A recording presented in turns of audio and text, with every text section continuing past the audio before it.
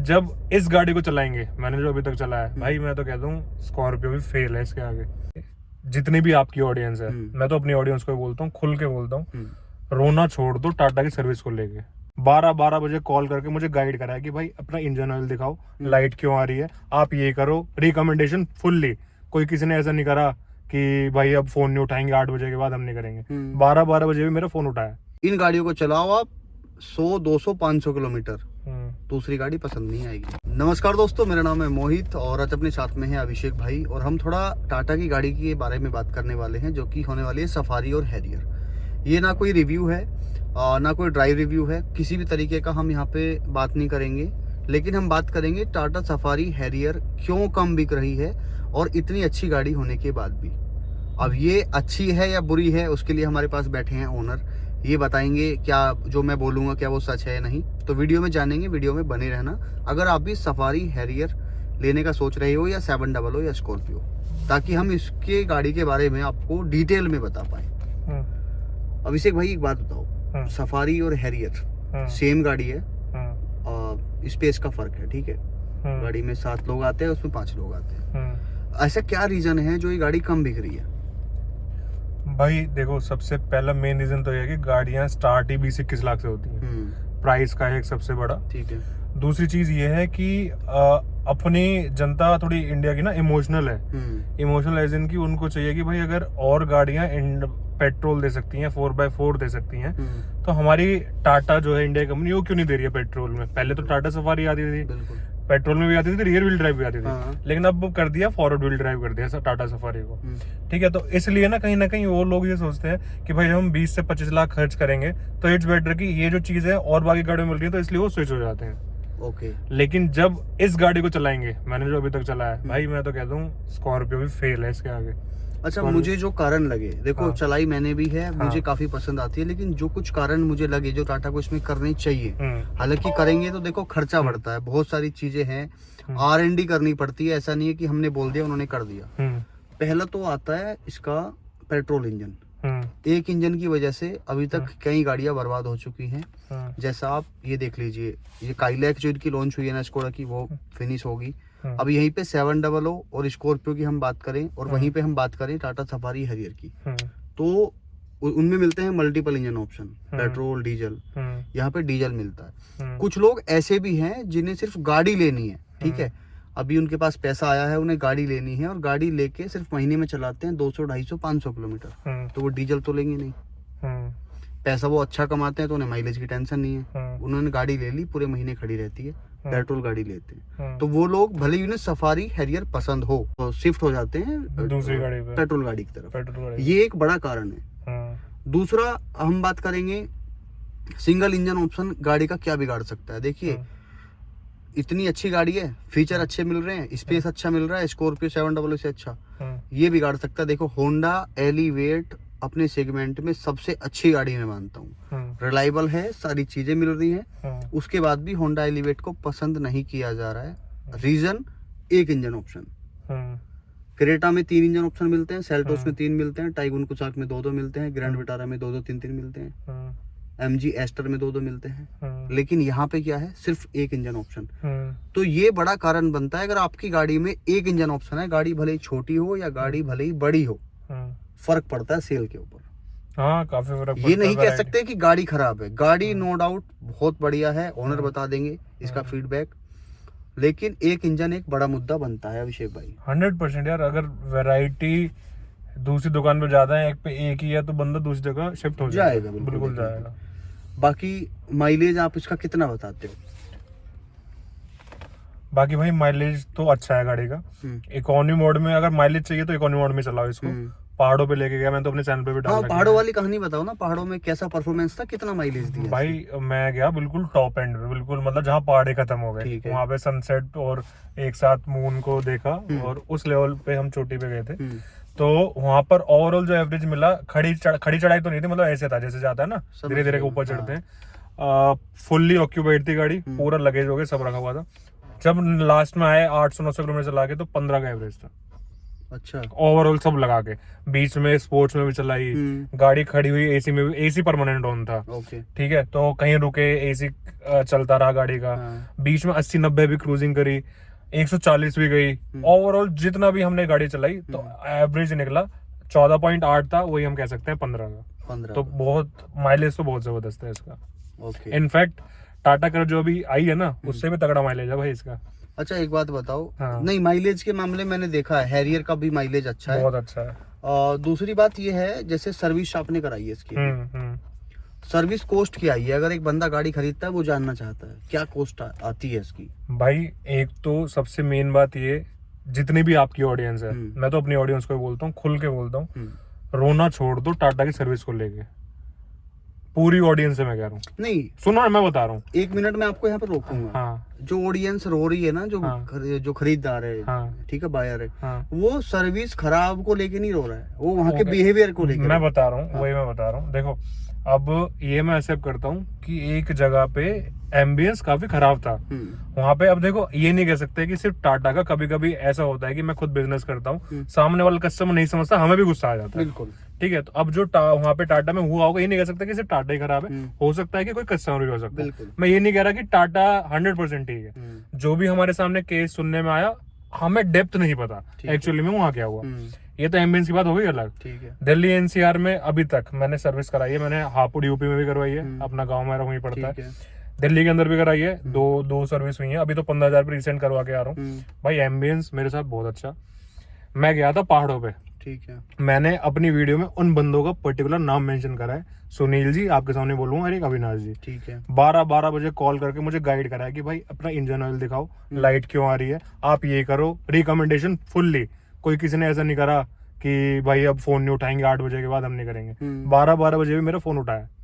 मैं अभी पहाड़ों पे गया था ना, वहाँ पे लाइट आ गई थी, मैंने गाड़ी सीज वीज ना हो जाए। उन्होंने फुल्ली मुझे सेटिस्फाई करके कि आप चलाओ गाड़ी को, इंजन ऑयल दिखाओ, वीडियो प्रॉपर वीडियो कॉल पे हुआ है भाई सब चीजें। ठीक है। आप तो आपको इससे अच्छी सर्विस कहाँ लगेगी? मुझे और दूसरी बात, अब एम्बियंस हो गया, और जैसे अपडेट लेते हैं अपने जो वहाँ के स्टाफ है, स्टाफ की बात हो गई। तीसरी बात एक्सपेंसिव की मैं बात कर लेता हूँ। मेरी जो हुई है भैया 11,995, मतलब 12,000 रुपए में मैंने पैकेज ले लिया था। उसमें air filter, diesel filter, wheel balancing, और आपका अलाइनमेंटिंग, इंजन ऑयल, प्रॉपर सर्विसिंग, धुलाई उलाई, आपका ये सनरूफ पे ग्रीसिंग, और आपका लुब्रिकेशन सब हुआ है A to Z, air filter वगैरह गाड़ी में जो यूजुअली होते हैं। 12,000 में ये सर्विस हो गई। मेरे पास थी हल्का 15-20 हजार से उसकी सर्विस नहीं होती थी भाई कम में। अभी इसकी कितने में? 12,000 में हो गई है, 15,000 चलने के बाद। तो भाई जो अगर आप प्लान कर रहे हो ना गाड़ी लेने का, और आपको लगता है बहुत ज़्यादा महंगी सर्विस होगी, जब सर्विस आप कराने जाते हो तो जो वहाँ पे आपको मैनेज करता है, एडवाइजर जो होता है, वो बताता है कि ये चीज़ होगी, आप अपने हिसाब से बाकी चीज़ें जो आपके मतलब कि नहीं है वो निकलवा भी सकते हैं। उसमें पैकेज भी देते हैं यार, वो पैकेज में भी सब चीजें कर देते हैं। तो यार मेरा यही मानना है कि इतना सर्विस को लेके ना कोई बात हाइप ही मत बनाओ। जब तक अब मैं ये गाड़ी यूज कर रहा हूँ भाई, मेरे साथ तो कोई ऐसी दिक्कत नहीं आई है। ठीक है, अब पता नहीं होती होगी यार, कस्टमर के साथ भी होती है, बट ऐसा नहीं है कि हम 1-2 रिव्यू सुनने के बाद गाड़ियों को ही कह दें कि भाई बेकार गाड़ी है।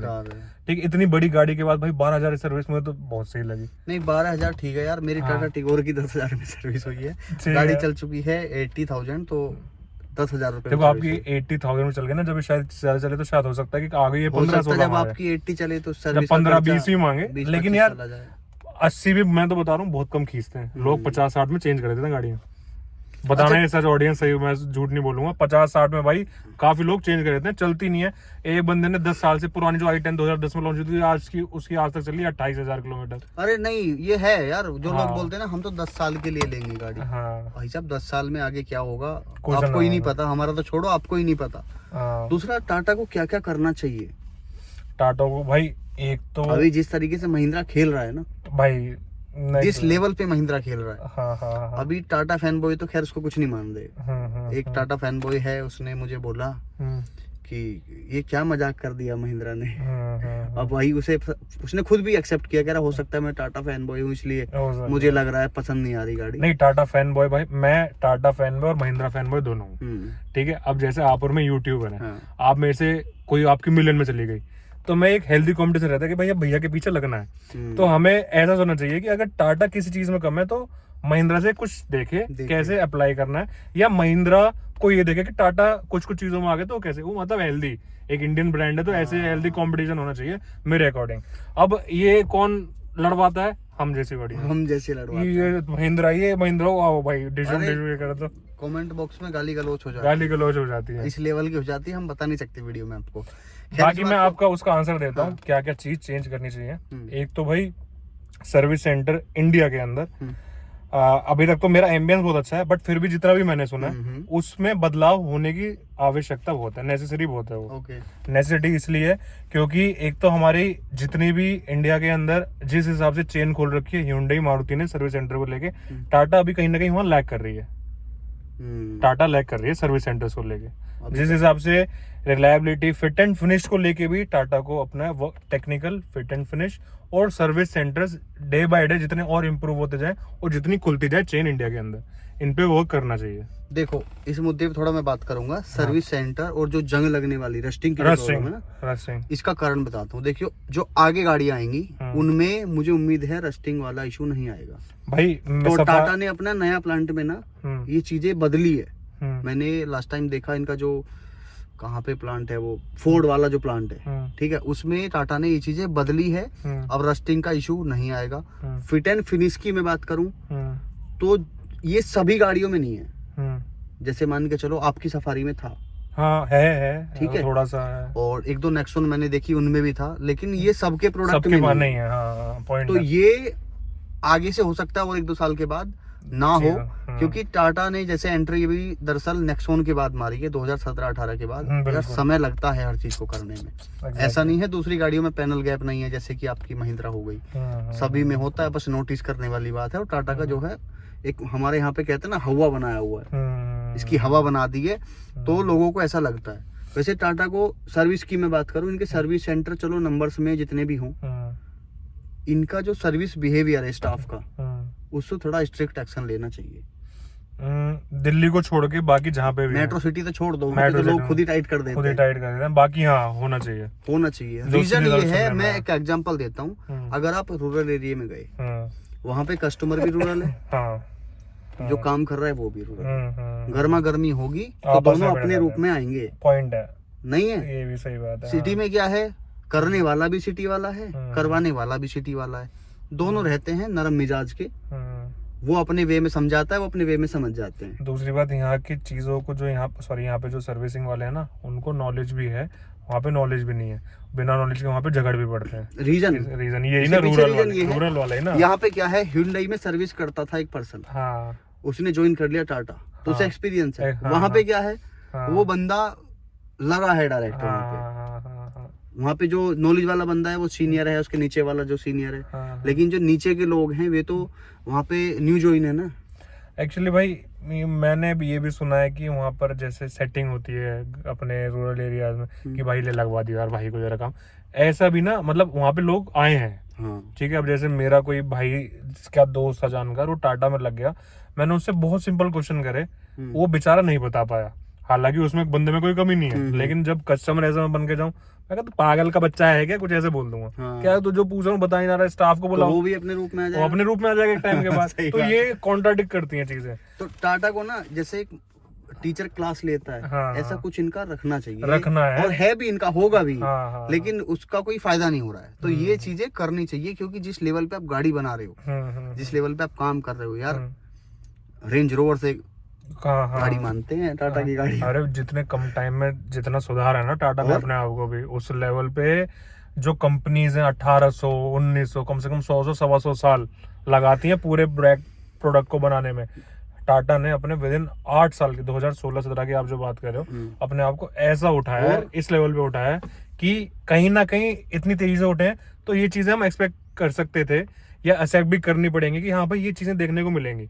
एकदम जो चीज हम करते हैं ना फटाफट, मैं आपसे कह दूं आपका आर्मरेस्ट का काम है। मैंने कहा भाई मुझे आप कहोगे 2 दिन, मैंने कहा 2 घंटे में चाहिए, वो फिट एंड फिनिश आप दे नहीं पाओगे। नहीं दे पाओगे। तो वो चीज है, वो हमें प्रैक्टिकल में सोचना पड़ेगा। स्टाफ बढ़ा है, हाँ। और नए नए प्लांट लगे हैं, और हाँ। कंजप्शन बढ़ गई है प्रोडक्ट की, तो भाई समय लगता है। अब बहुत सारे लोग ना यहाँ 2 दिमाग वाले होंगे, तुरंत बोलेंगे यार दूसरी कंपनी भी तो कर रही है।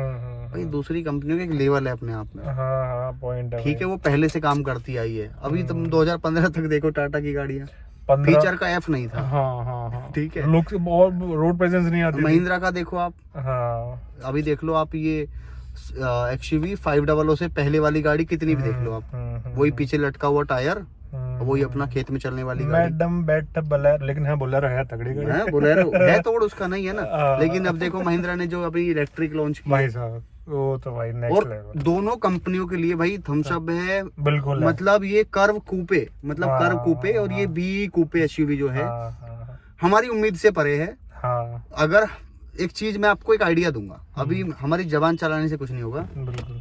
हमारा आर्मरेस्ट का काम है। ठीक है, कस्टमर हमें भी शिकायत करते हैं, बिल्कुल। हमारे आर्मरेस्ट के बारे में नेगेटिव बोलेंगे, बहुत बुरा लगता है। सर्विस को सुधारने में धीरे धीरे टाइम लगता है।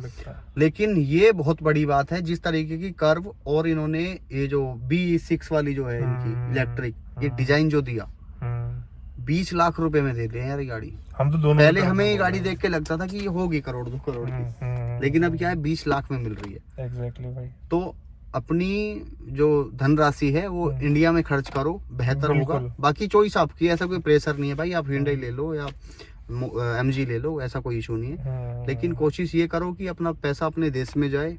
और रही बात फिट एंड फिनिश की, तो धीरे धीरे अपडेट कर रहा है टाटा। बाकी 4-5 चीजें हैं, मैं गिनवा देता हूँ। एक तो पेट्रोल इंजन अगर आ जाए तो सेल पे फर्क पड़ेगा पक्का। एक रियर व्हील ड्राइव का बड़ा खेल है, क्योंकि सफारी की कंपटीशन कार ही महिंद्रा की है। ये अल्काजार कैरन्स को कौन पूछ रहा है, ये इनके कॉम्पिटिटर है अर्टिगा। समझ रहे हो? तो रियर व्हील ड्राइव आना चाहिए, पेट्रोल आना चाहिए।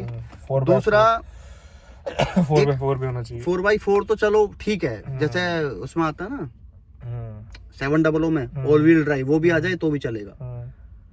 दूसरा ये होना चाहिए, टाटा एक छोटी सी कमी कर रहा है, जो अपनी फ्रंट ग्रिल डिजाइन है ना, कमी हम इसलिए बोलेंगे, देखो Audi BMW मर्सिडीज करते हैं, उनका है लेवल बड़ा, टाटा बेच रहा है छोटे सेगमेंट की गाड़ी। और ये इंडिया है, यहाँ पे लोग क्या देखना चाहते हैं, मैंने 10 लाख खर्च किया तो मेरी गाड़ी 10 लाख जैसी दिखनी चाहिए। अब यहीं पे मैंने किया 25 लाख खर्च, तो मैं उनसे अलग दिखना चाहूंगा ना यार। बिल्कुल दिखना चाहोगे, नहीं तो लोग ये नहीं बोल देंगे यार उस पे भी ऐसी है, तेरे पे भी ऐसी है। तो यहाँ पे टाटा को महिंद्रा की तरह काम करना चाहिए। हर गाड़ी का लुक अलग, इनका आप बोलेरो देखो, बोलेरो नियो देखो, 3XO, 700, स्कॉर्पियो, थार, और ये जो अभी स्पोर्ट कार लॉन्च करी है इन्होंने, कोई कह ही नहीं सकता कि ये सारी गाड़ी महिंद्रा की है। वैसे मुझे भी थोड़ा सा फील होता है भाई कि, लेकिन यार ये जैसे वो है क्रेटा है, अब क्रेटा का उन्होंने अल्काजार निकाला तो डिजाइन चेंज है, ठीक है। अब सेम जैसे हैरियर, हम सफारी चलाते हैं, कभी कभी बोल देते हैं भाई हैरियर है, मैंने कहा यार एक तो बंदे ने अगले ने पैसे खर्च करे 7 सीटर के लिए, मैं आपको यही बात बोलने वाला था। आपको एक सेकंड के लिए बुरा नहीं लगेगा, कोई आपकी गाड़ी फ्रंट से देखो भाई हैरियर लिया क्या, बुरा लगेगा नहीं लगेगा? फर्क पड़ता है इससे, हो सकता है बहुत सौ को ना फर्क पड़े, लेकिन टाटा ऐसा अकेला नहीं है कि ऐसा कर रहा है। आपको मैं 3-4 ब्रांड गिनवाता हूँ। सिट्रोइन देख लो आप, सिट्रोइन, हुंडई की देख लो, अल्काजार, क्रेटा, किया देख लीजिए। दूसरा आप देखो एस्कोडा, काइलैक, कुशाक एंड कोडियाक। भाई साहब मैं तो उसको लेके हैरान हूँ काइलैक को। ठीक है, अब आ जाओ जी VW पे, इनकी गाड़ी देख लो आप। तो भाइयों ये बाकी ब्रांड भी कर रहे हैं, लेकिन हमारे माइंड में फिट है टाटा, आपके माइंड में फिट है टाटा कि टाटा ये ऐसा क्यों कर रहा है। और थोड़ा सा जो सर्विस सेंटर बदनाम है ये सुधारना चाहिए, उसके बिहेवियर को सुधारना चाहिए। फिट एंड फिनिश और जो जंग वाली प्रॉब्लम है वो तो आगे से नहीं आएगी, पूरी उम्मीद है। अब बाकी अगर आपको रफ एंड टफ गाड़ी चाहिए तो टाटा की है, आप इसे रूरल में चलाओ, सिटी में चलाओ, हवा की तरह चलती है गाड़ी। मैं तो भाई इसका तो दीवाना हूँ गाड़ी का, मैं झूठ क्यों बोलूं, इस गाड़ी का दीवाना हूँ। मैंने अभी आपके सामने नेगेटिव सब डिस्कस करे हैं, जो भी ऑडियंस कैसे लेती हो, बट एट लास्ट मैं कहता हूँ जिसने टाटा सफारी चला ली वो इजीली स्विच नहीं होगा, और गाड़ी स्कॉर्पियो पे तो नहीं होगा भाई। और रही बात फॉर्च्यूनर की भी, तो देखो फॉर्च्यूनर एक है तगड़ी गाड़ी है, बिजनेस क्लास लोग देती है, एक वो स्टैंडर्ड मेंटेन है उस गाड़ी का। बट भाई मुझे तो इस गाड़ी में भी बहुत जबरदस्त फील आता है, मतलब ऐसा फील कि यार जब गाड़ी से उतरते हैं ना तो बंदे ये कहते हैं भाई सफारी है बंदे के पास। और ऊपर से ये यार टोरा। डार्क, मैं ब्लैक कार बहुत सारी देखता हूँ, हाँ लेकिन जब मैं देखता हूँ ना टाटा के डार्क डार्क एडिशन, एडिशन, कुछ ऑल्ट्रोस देख लो, एक तो इनका सफारी जो है देख ना लो। वो हैशटैग डार्क एडिशन, हाँ हाँ एक भाई तो वो जो बात है हाँ हाँ वो अलग ही है। एंड हाँ। दूसरा मैं आपको बता दूं, टाटा सफारी हैरियर की स्पेशल मैं बात बता रहा हूँ, आप इन गाड़ी को अगर चला के देखोगे 10, 5, 15, 20 किलोमीटर, मुझे उम्मीद है शायद ना समझ में आए। इन गाड़ियों को चलाओ आप 100, 200, 500 किलोमीटर, दूसरी गाड़ी पसंद नहीं आएगी। मैं और किसी का तो नहीं कहता, टाटा सफारी देखनी है ना भाई, टाटा सफारी समझनी है, पब्लिक गैराज पे चले जाना मेरे चैनल पे, सब समझ आ जाएगी टाटा सफारी की पूरा क्या चिट्ठा औकात है। खोल के रखा हुआ है। हाँ, मेंटेनेंस सर्विस का, चलाने में कैसी है, एवरेज, भागने में कैसी है, डिटेल्ड रिव्यू, क्या क्या ब्रेकिंग सब बता रखा है। और भी आगे बताता चला जाऊंगा और क्या क्या चीजें आ रही है, तो उसमें देख लेना भाई, सब चीजें समझ आ जाएंगी। इन शॉर्ट है गाड़ी लाजवाब। बाकी और चीजों पे वर्क करना चाहिए जिसमें हमने डिस्कस करा।